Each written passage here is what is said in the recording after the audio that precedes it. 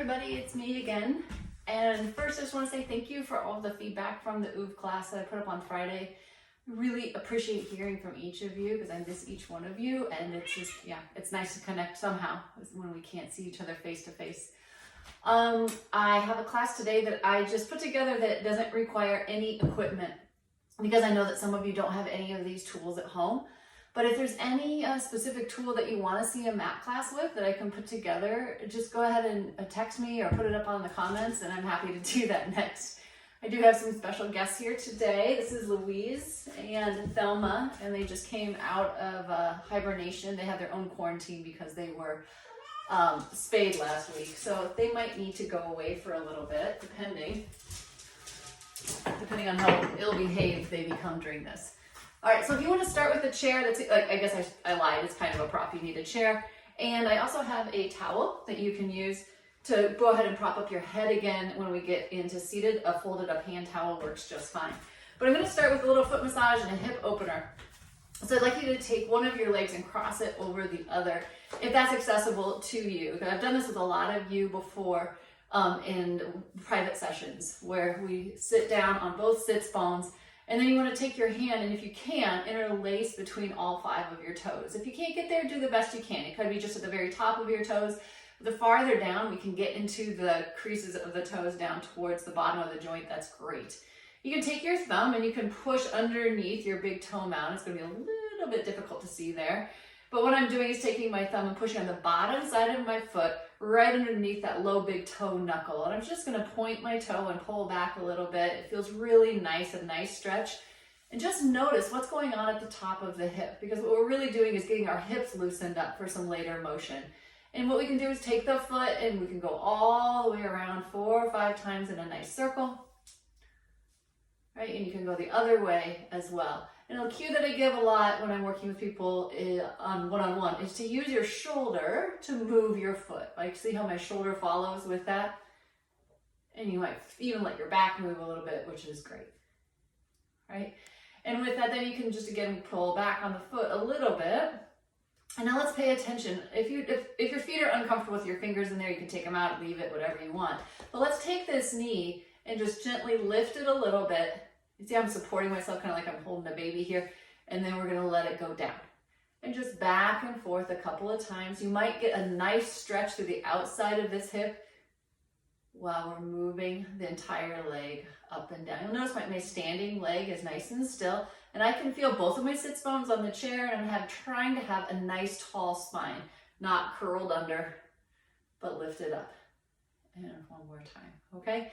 And the other thing that you can do here is that little toe massage that I do sometimes. So if we start with the pinky toe and we pull out on the pinky toe, and then I want you to rotate and kind of spin the toe away from the others and pull away.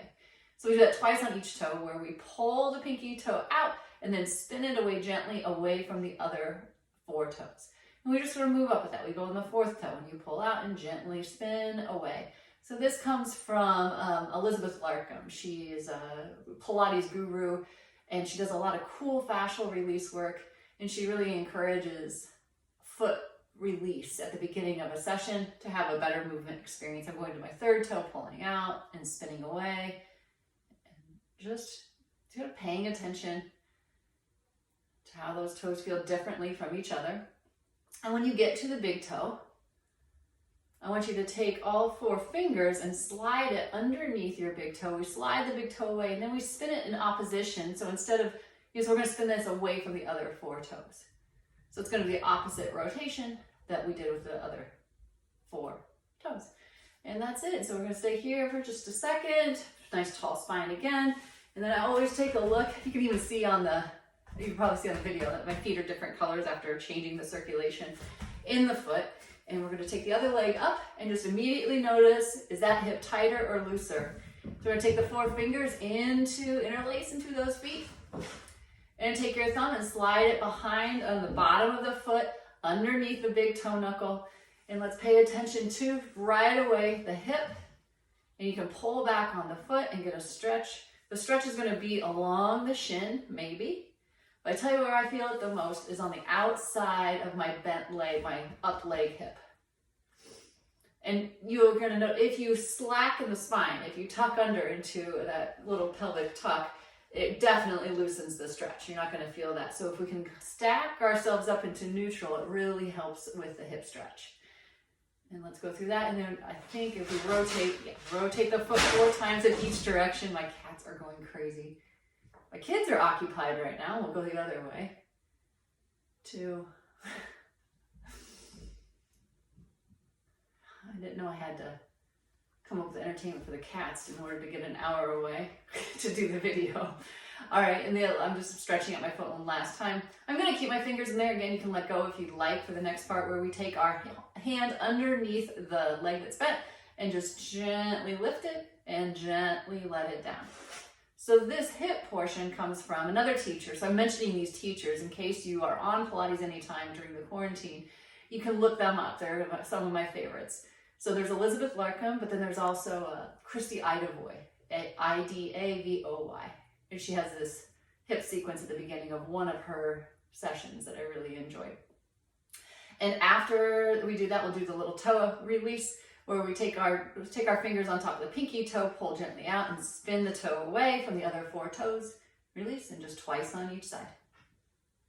And you can apply as much or as little pressure as you'd like for this. I know not everyone is a huge fan of fascial release on the feet.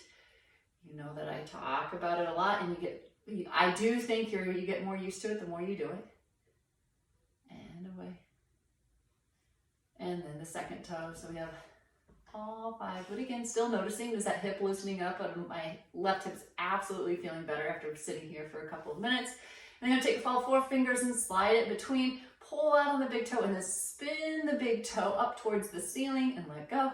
So I'm spinning the big toe away from the other 4, and then gently release. And then with that, cool awareness now of our feet. You know those 3 points of contact I talk about all the time. Let's stand on top of those. I'm gonna move my chair out of the way so I can get a better view. I'm gonna keep it there because Carol Herkler gave me a great idea of using that for balance, the chair, instead of having to come up against a wall. So when I get to standing later, or even right now, I could have the chair at the side just for balance.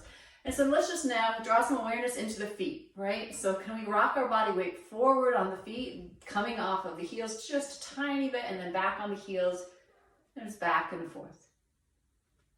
And as you rock forward, can you make sure those big toe knuckles and little toe knuckles stay on the ground? Right, equal pressure across. And then what happens if you take your body weight to the right and to the left? Just swaying back and forth, imagining a string on the top of your head, kind of being like a, what do you call it? Like a little puppet, back and forth, always growing taller. Okay, and then if you're comfortable with this, again, you might need to have something on the side to hold on to. Let's try to draw a circle. So we go forward on the feet, to the sides, to the back, and then to the other sides. And where do you feel the most secure there? Where does it feel a little bit, whoa, out of balance? And then if we go the other direction, keeping your eyes open here, facing forward and around and around. And then settle in with some soft knees there. And now with your 3 points of contact, the heel, the outside of the foot, and the big toe mound, soften the knees. Go ahead and see what happens if you close your eyes. And you guys know another one of my favorite teachers, Brent Anderson. He usually comes here for a moment of stillness in a lot of classes I've taken from him online, and just ask you to pay attention with the breath. How does the breath change where we're weight bearing? Because we're never perfectly still, and you shouldn't be perfectly still. We shouldn't be gripping in this position.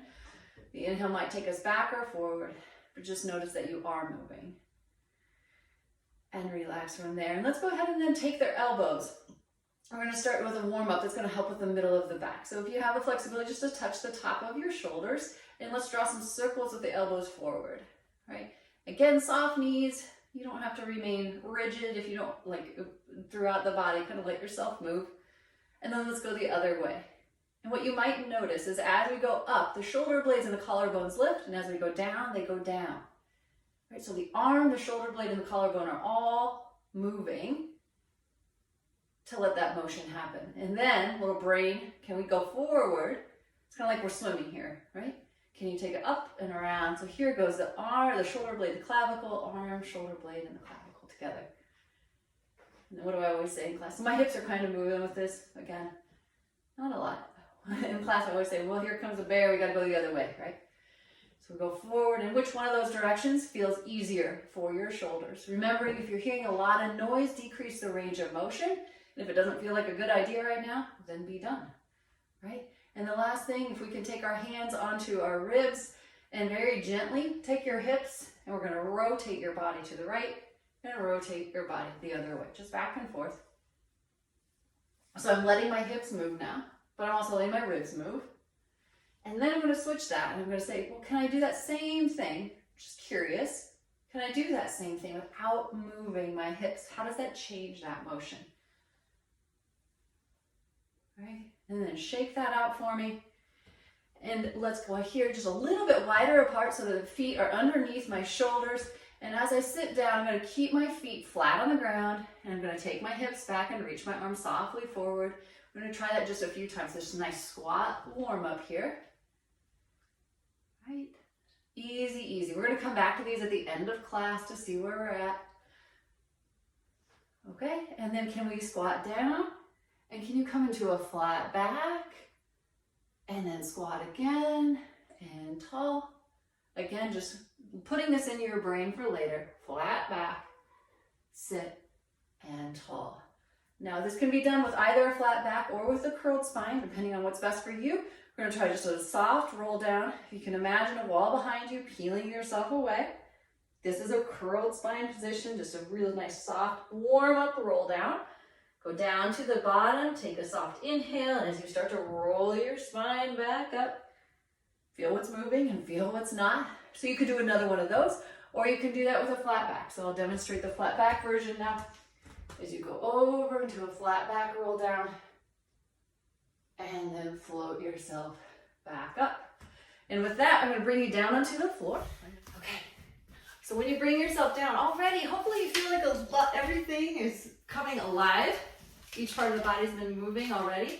And we're going to come into some pelvic tilts. Okay, so can we imagine our pelvis as a bowl of soup? If you've taken my classes, you've heard these cues 8 million times. But it's kind of nice as you start to tilt the soup towards your belly button. It's kind of nice to have those cues for you, because that, you know, your body has learned how to move over the course of, for a lot of us, you know, working together for several years. So take the soup and tilt it back and release. And one more time. And you know my cue for this is to use as little effort as necessary. And if we come back into center, we just let that soup settle, right? You might have a puff of air under your low back. We're certainly not gripping anywhere. I have my palms facing the ceiling. I'm going to bring my feet together and knees together and just let my knees fall maybe to the side as far as the yoga mat goes. And then come back to center and then let the knees fall to the other side. And remember, as we tick-tock back and forth here with this side-to-side warm-up, remember how the legs come back because the ribs ask for the legs to come back. The shoulders never leave the ground. We don't need any tension in our head, neck, and shoulders for this to happen. Maybe just a soft warm-up one more time. Good. And then if we come back into center and we let our feet come apart from each other, I'd like to do 3 pelvic circles in each direction, where we explore the entire circle of the pelvis and around. But notice how my knees move, my ribs move. I'm not asking anything to stay still. My only intention as I switch directions with the circle is to touch each each part of the circle with the outside of my pelvis. And there are certain areas that are harder than others for me to get to. And hopefully that improves as we go. And now let's come into the center and remove the headrest away if you were using your towel as a headrest, and start with your bridges. So I like to have my pinky side of my arm pressing softly into the ground. So you might then feel the tricep pressing in. You might feel the under of the arm start to activate softly as you start to tilt the pelvis into the spilling of the soup towards your belly button, and then follow that up. And as you follow that up, feel how the knees reach forward out of your hip joint, always growing longer. And as you start your sliding down, down, down, down, down, out of that, let go. And maybe your tailbone is an inch farther away from your ribs than when we started. So let's just do 2 normal bridges and release the spine down. Now let's do, you know how much I adore these pelvic shift patterns, so let's go up, and since we have all the time in the world these days, we're gonna come up into the bridge and we're gonna do a set of the pelvic shift patterns where we spill the water out of the right hip, center, left hip, center, and take it down one vertebra. Down, and hey, I'm just noticing, so this white shirt really, it will give me away if I hike a hip up towards my ribs, which is not the goal here. So as you rotate, I'm also reaching through the top of the knee. I'm going to do a couple more of the hip that's going up. And then once my lower spine is back on the ground, soft inhale, and then right back up, follow that. I already feel a little looser through there. And let's do the typewriter pattern. So we're going to take the hips and take them to the right, just like a typewriter carriage, and center, and to the left and center, and drop down one vertebra. I'm going to do the same thing again. But try again as you shift the hips to not shorten the waistline. So bridging for me is always about getting longer, getting more space between the vertebrae. And all the way down, and then my favorite, and God, I have so many, as we roll all the way up. Let's try around the world. Drop the right hip, lift the left hip, and roll the right ribs down, roll through the kidney, roll through the bottom of the hip, and then right back up on the right side of the spine. And then through center, the left hip dips, and I'm going to do the same thing on the other side, where my left ribs go down, my left kidneys and my left hip, and then right back up. And then center, and then release everything to the mat. So right now, we should be able to find, we've got some nice length in our low back, our best neutral pelvis. What does that mean for you, right? Where we're not working to hold into place, where we're in the best position of not using either side of the muscles of the pelvis. And once you find that neutral, let's take one leg up into tabletop, and then slide it back down, and back up again. And remembering, this is the most basic dead bug, that we're keeping that soft distance. This doesn't require a whole lot of work. How easy can you make this dead bug? And are you doing this without gripping through your low back, without tensing up through the shoulders? And once, I think that's about 4 on each side. And so let's take then, go ahead and take one of that legs to tabletop. And now we are going to require a little bit of work. So we're going to try to float that other leg up without changing the shape of the pelvis. Again, without rolling the shoulders forward. And we can continue with this motion. And all of a sudden, this has become a little bit more challenging. Right? And the challenge is no rectus pufus, no popping of your rectus muscles towards the ceiling. Sometimes this is easier for people with their arms up and down. And up, and you can change the last couple. You can lead with the heel if you'd like. See how that changes the motion. One more each way. I did these with my son yesterday, and he got like one set in, and it was like, oh my gosh, that's so hard. One foot down and the other foot down. I was like, oh dear, we've got a lot of work to do here. And release. And then let's go here, both feet together. Again, knees together. And if you feel comfortable with your arms in the goalpost position like this, that's great. If not, they can stay down in a low V position.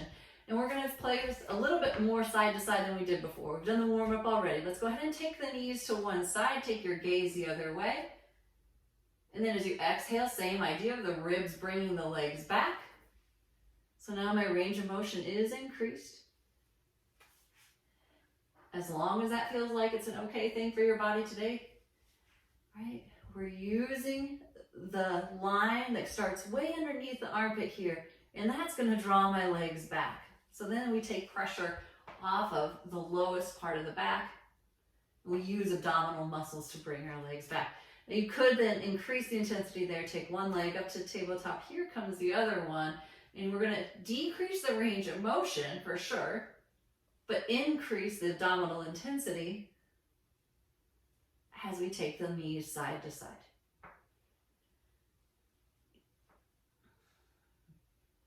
And one more of those. So you're starting to warm up those X's across the body. Cool, one leg goes down, here's the other leg down. Next two exercises, not appropriate for osteoporosis, osteopenia. However, you can continue with any sort of dead bug motion, right? Because that's, or you could also take your legs and slide them away from you if you want to continue the movement while I go through the next two exercises. I'm going to take my hands and interlace them behind my head, elbows into my peripheral vision. Inhale softly and exhale up into a pre-chest lift just to warm up the muscles. As we exhale up, I want you to feel how your head's falling back into your hands and the front of your neck stays relatively soft. And one more time here. Good. And so then can we take that into one leg into tabletop, right? And here comes that other leg into tabletop. As you exhale up into the chest lift, the legs could go away. And then back down. So again, that can be done without the chest lift. And really still looking as we try this 3 more times for not popping up through the abdominals, but staying nice and flat. And one last time. And release, and the leg comes down, and the other leg comes down. As a transition, I was going to do assisted roll-ups. So remember, this is one of our party tricks that we could do. So I'm going to get my hair out of the way though for that. One leg comes up. Here comes the other one. Hands behind your hamstrings. Go ahead and push your hands in, your hamstrings into your hands, and feel how that starts to energize the back of the leg, rolling up through the chest lift and stacking the spine tall. And then we're going to roll back down, same motion. So the breath is really important on this one. For me it is.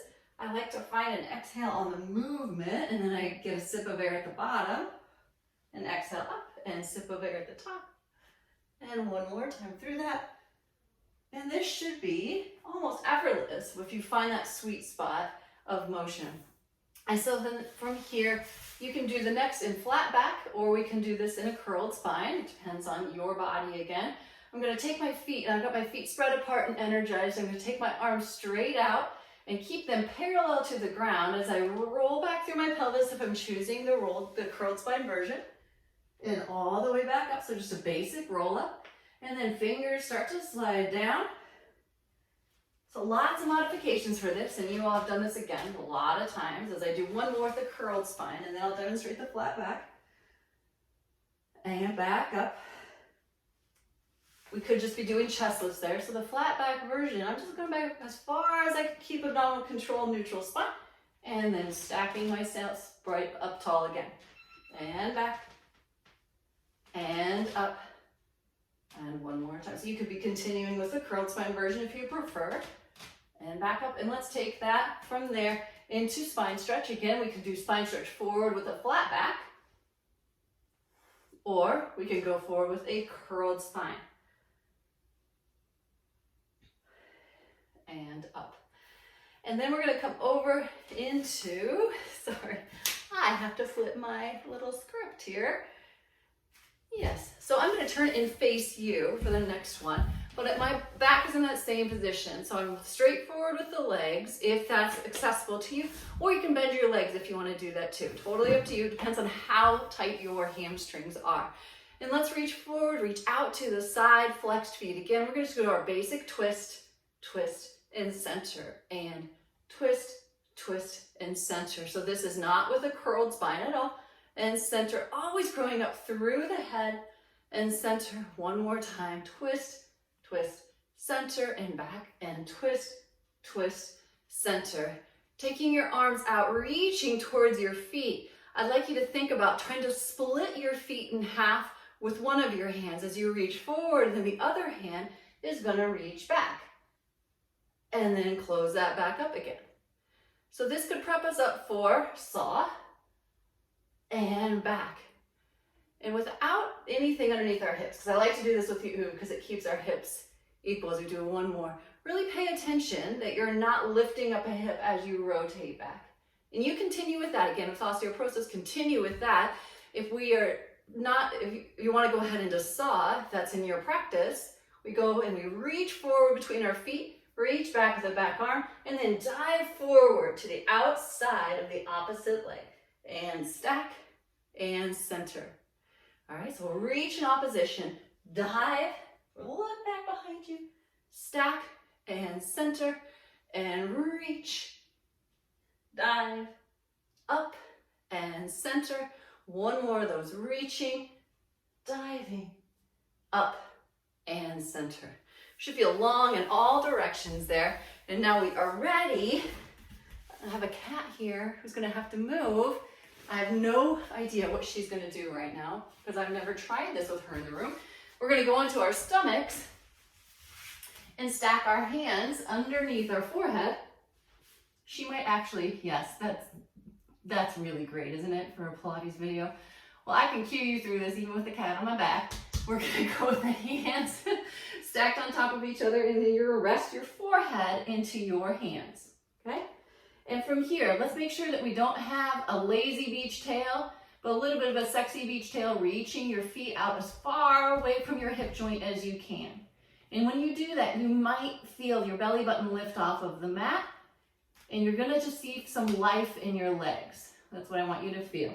And with that, sliding the shoulders out of the ears, can you lift your forehead off of your hands and then back down? And that's all. So can you lift your forehead off of your hands without shrugging your shoulders and your ears? And down. And one more time like that. And what muscles, what part of your body is energizing to get your forehead off of your hands? This is hilarious. And down. And from there, we're gonna try that now with the hands into a diamond position, okay? So the diamond is down. All right, I give. I am going to put the cats away and I will be right back.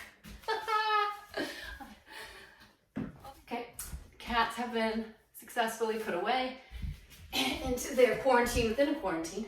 And I'm back on my belly. Okay, so let's make a diamond with your arms now. And we're back in that same position. Life in the legs, slightly lifted belly button.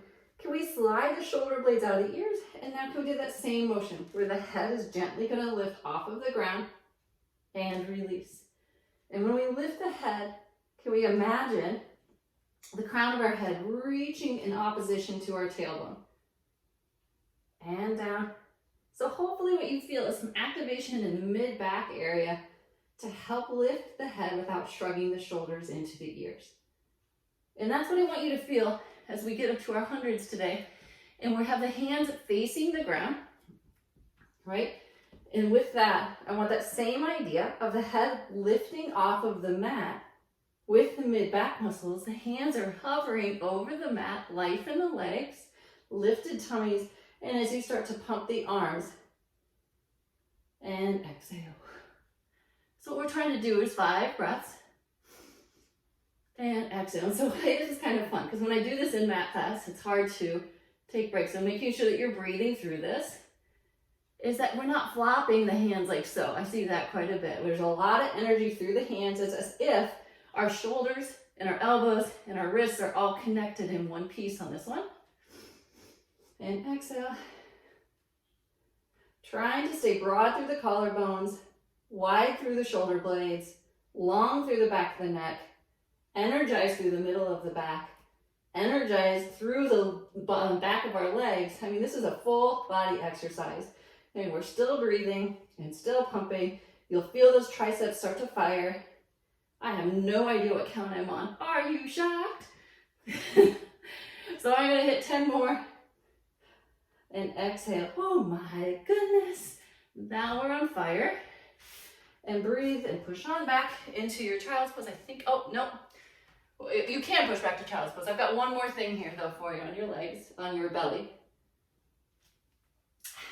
Come on down. And so I think I'll do this with my hands again, stacked underneath my forehead. This is just for the lower body, okay? So what I'd like us to do is start some single leg extensions. I'm gonna tuck my right toes under, okay? If that's accessible to you. You don't have to have that part. And then what I'm gonna do is take my other leg, my left leg, I'm gonna start to extend it out from my hip as long as I can. And I'm gonna let it come back down. And I'm gonna extend it out long and let it come back down. We're gonna try that 3 more times. My goal in this would be to keep my hip bones. I don't wanna rock more into the left hip as I'm lifting the left leg. I wanna keep them fairly level. I also want to make sure that my belly button stays lifted, so I'm not doing this with my low back, but we're really activating through the glutes and the hamstrings instead. And we're going to try the same thing on the other side. So I tuck my left toes under, and I'm going to reach out so long through my right hip that my leg starts to float off of the ground. And that might be 2, 3, 4 inches. It's not going to be very high. But as long as you start to feel how the foot energizes, the calf energizes, the hamstring, and then the glute, they're like, wow, I can move my leg without taking advantage of my low back. And then let go. And so with that, the final hurrah for that might be that both legs energize, and we just start to do a little bit of a swim flutter.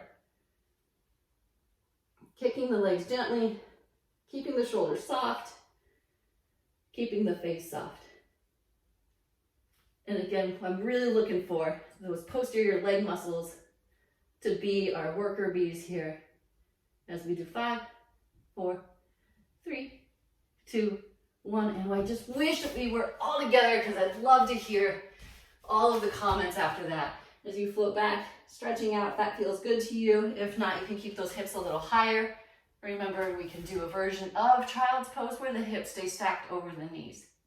Always keeping our ears between the biceps, not letting ourselves have a saggy beach head at the bottom of that. It works anywhere.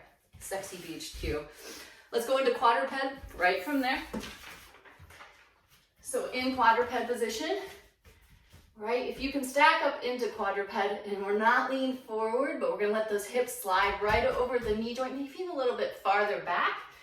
And from here, let's go ahead and let the chest sink down and then push the earth away. And so with that, what it basically is, we've heard this a million times, it's the protraction and the retraction of the scapula.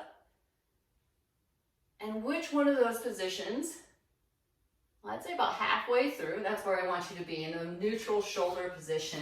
And with that, this is for you. Oh gosh, Brenda Wilson, if you're watching, this is for you.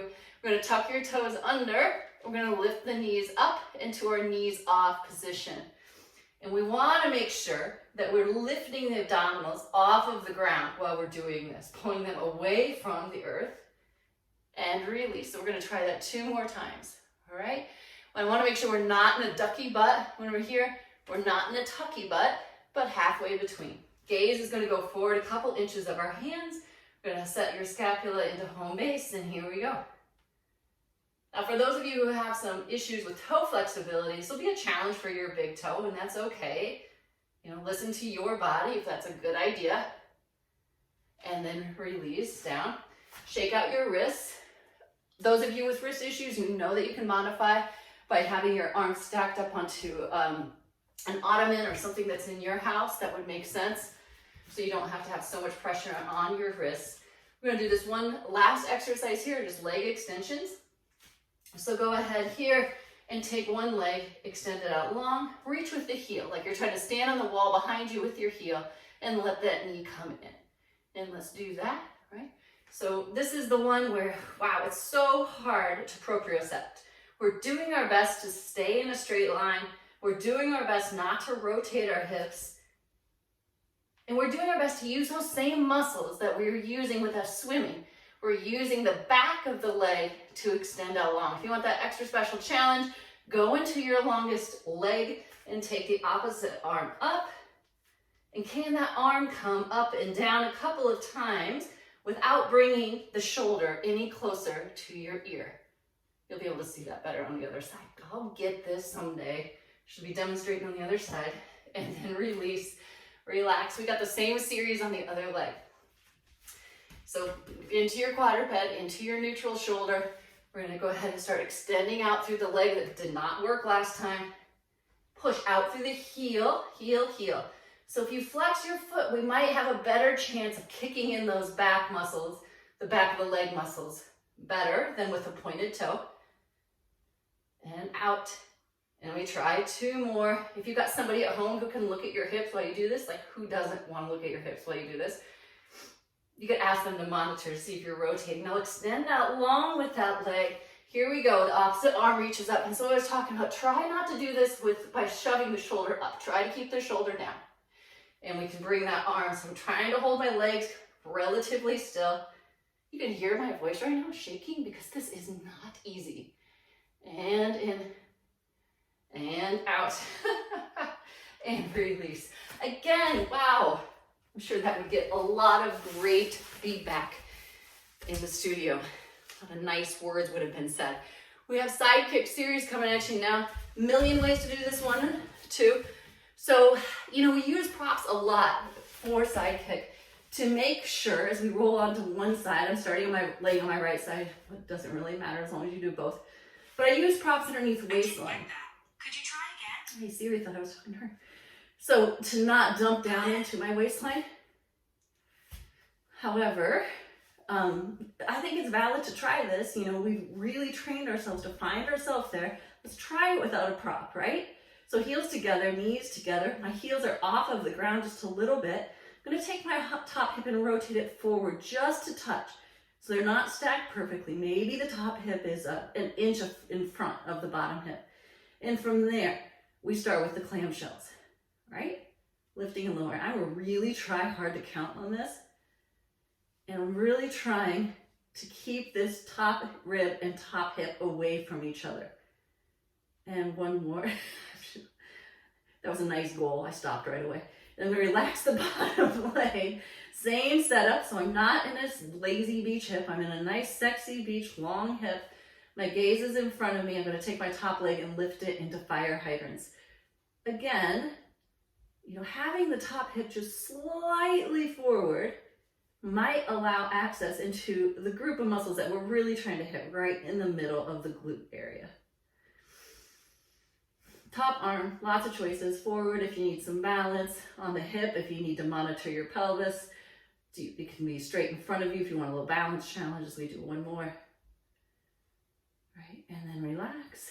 And then the last set are those circles. So we're gonna take the knee and start to draw 4 or 5 circles in each direction. And so again, I was thinking, take whatever color you want. I always say that in class. Always lifting the bottom waistline and away. I just went out for a walk and there's so much sidewalk art, what do you call it? Yeah, sidewalk chalk art out there. So many pretty colors. And one more time. And around. Oh, let's give your stretch. Nice and long. There's a version of mermaid right there. And breathe, and let's go. Let's hit the other side. So I'm gonna lay on down again.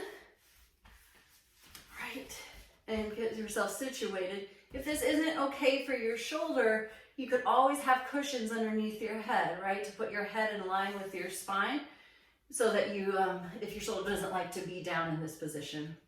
I'm just assuming that just because we've been apart, as we start with the clamshells, heels lifted, hips stacked, top hip just slightly forward, and we go into the clamshells. I'm assuming that since we've been apart for a couple of weeks, we haven't forgotten all of the modifications that you all know how to make for your body. And it's sending me, giving me anxiety not to be cueing other people, right? It's just not natural for me to teach a mat class without watching people move and up and down. That's good practice, right? And lift up for the fire hydrant, the bottom leg is down. But I am imagining, because we have so many regular, groups of us come together for mat classes, I'm imagining what you all do and trying to give some of those cues.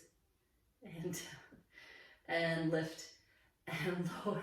I'm also imagining how my hip is really, really tired because I never do both sides in a mat class. If I demonstrate it all, and around. So 4 circles in each direction, lifting the bottom waistline up. Top arm can go wherever and around again.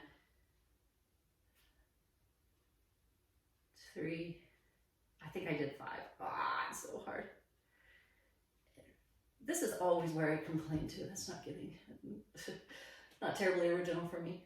All the way out into a nice stretch and float on up. All right, so I've got a new stretch that I found in my quarantine Pilates, that hip flexor stretch.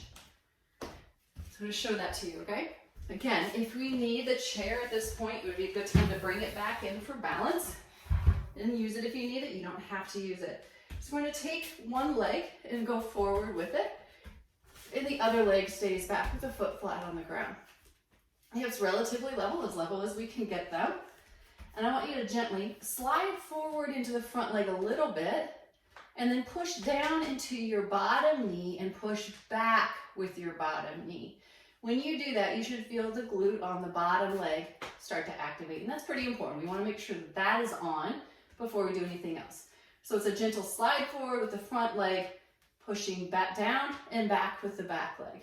If you've got all of that, if you have the flexibility to take, or the balance, to take your arm on the front side leg arm and gently push on the inside of your knee, just for a little bit of feedback, and then take your other arm and reach up, right, and down.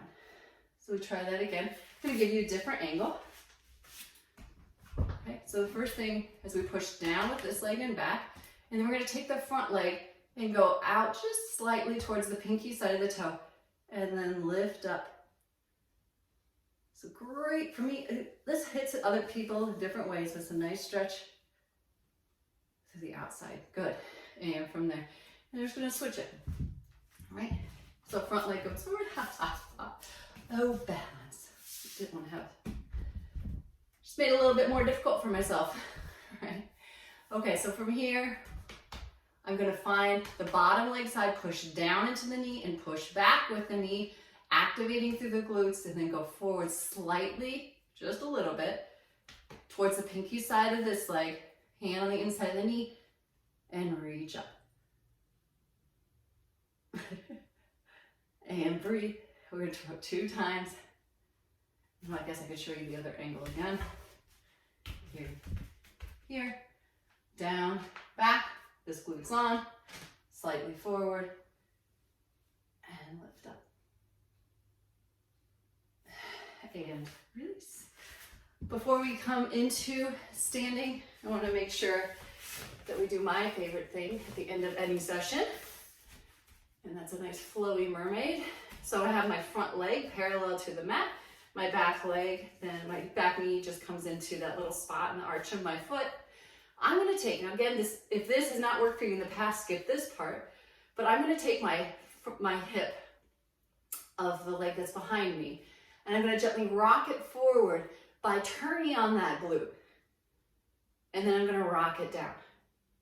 So we're going to rock forward and rock down. So my top hip lifts because my top glute turns on. And this is a great way to mobilize in a position that we're not in very often for the leg in the last time. So I just do that 4 or 5 times. Again, if we've done mat class together, you've seen that one often. Hands out to the side. We're going to drop down into the arm and gently over into the mermaid. And flow back and forth. Right, so we push down into the bottom arm to open up the top ribs. And back and forth. And on the last one, if you feel like you want to rotate just a little bit, go ahead. Either way.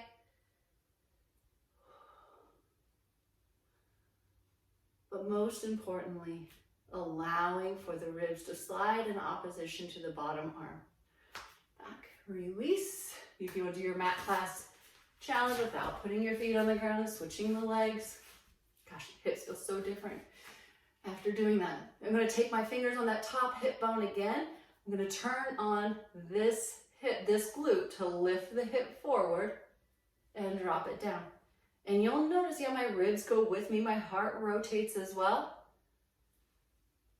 But you'll feel the difference for sure between flexibility in your hips in this position. And if you know, again, the modifications are to sit up on something higher to do this, whether it be a yoga block or an ottoman. If this position doesn't work for your knees in particular, or your hips. And we go straight out with the arms, keeping that long line between the arms, pushing down into the bottom arm to open up the top ribs, flowing back and forth 3 or 4 times. Getting hot. And here. And back.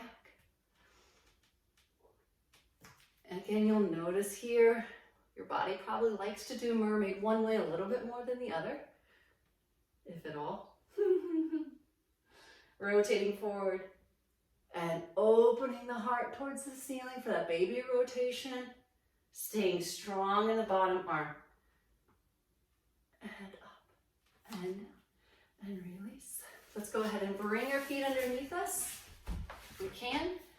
Coming up into a standing position. Again, oh, I gotta just make this come up just a touch. We're gonna end with a little bit of strength here, okay? So back to where we started. I'm gonna be in a standing pose, arms out in front of us like before, sitting down into a chair, and I can feel that I'm absolutely deeper into that squat than I was at the beginning. Right, so down, and down. And then we'll add in, so we squat, flat back, squat, and stand tall. Squat, flat back, squat, stand tall. Feel how your control comes from your deep abdominals and up. Try that 3 more times. Squat and down. 2. Squat and stand tall. Always checking in, making sure you're not gripping with the toes. And release at the end. If you have a wall nearby, that's great. If not, you can do this on your mat. Put a standing roll down. Okay, so I'm gonna take my feet about 8-10 inches away from the wall. I'm gonna lean my back into the wall. I'm gonna soften my knees, take my head and start to peel my spine away from the wall. And there's gonna come a place where I'm lifting up through my abdominals, where I'm gonna start to feel a stretch in my low back. And I'm gonna hang out there for 3 or 4 breaths. That opposition of lifting up to open the low back muscles and the low back vertebra, that's really important. And I'm gonna roll all the way through, coming down.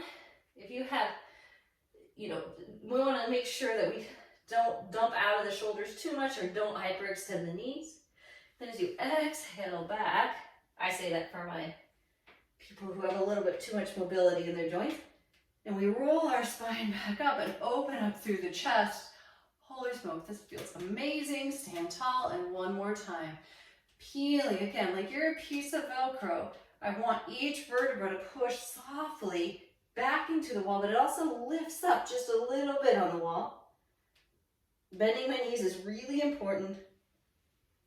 And you'll feel your sacrum start to slide at the wall as your arms go down. When you get to that point where the low back gets a stretch, hold there for 2 breaths. Breathe into your kidneys to really open up the low back. And then all the way down. And then roll your spine back up when you're ready. Each vertebra gets its chance, as many breaths as you need. And that's a game changer. Shake everything out, check in. Hopefully the body feels better than when you started. That's always my goal with a movement session, is that each part of the body gets to work and that it's reinforcing that we walk away feeling better than when we came to the mat. Again, any feedback you have, any props that you want, go ahead and text them to me. I miss each one of you and hope to see you again soon. Bye-bye.